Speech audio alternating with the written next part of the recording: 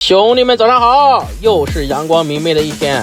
今天的第一站依旧是从平福出发前往杭州，但是今天这个价格不一样，118公里171，比上两天去杭州的110元子好多了。这我饭都没吃啊，兄弟们，点的外卖都没来得及吃，带着吧，送完人再吃吧。赚钱要紧呀，兄弟们，干活干活。咱们看一下接乘客多少公里，好像是7公里11分钟哦，4点几公里11分钟。这个单子接人又近，单价又高，兄弟们，这简直就是神仙单子啊！咱们现在出发，接人前往杭州去。现在到达乘客起点啊，兄弟们，全程120公里。我走的这条是最快的高速，高速费也是最贵的，反正乘客出高速费，咱们就走最快的最贵的，好吧？一瞬间，兄弟们，现在已经到达杭州了，咱们点一下到达目的地。高速费乘客已经付过给我了，咱们就不需要收款了。这个单子是171元子，兄弟们，香啊，太香了，必须给乘客5星好评。他出高速费，我给你好评，没毛病，兄弟们。现在到达充电站了，咱们把这个电给它补上。这个充电站现在是白天啊，下午，价格也还可以，0.86一度，然后免费停车2个小时。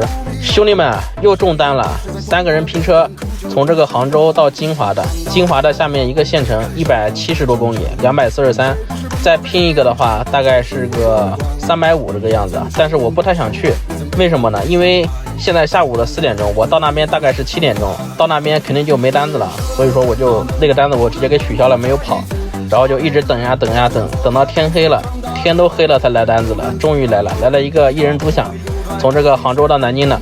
去南京的话可以呀，现在是晚上的10点多，现在到南京有可能到南京运气好的话，夜里1点钟还能再干一单，而且这个单子接人特别的近，所以说咱们选择跑这个单子啊。现在已经到达乘客起点了，全程的话是260公里，预计2个小时40多分钟就可以送到了。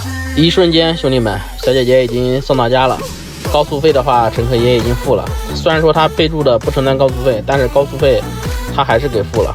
高速费他给付了138，还可以。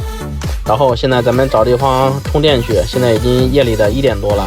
今天晚上原本想再跑一单的，待会儿充电的时候看看能不能抢到单。如果说能抢到单，咱就跑；抢不到就算了，好吧？现在充电功率87，还可以。然后价格的话也很美丽啊，0.58一度，非常的香。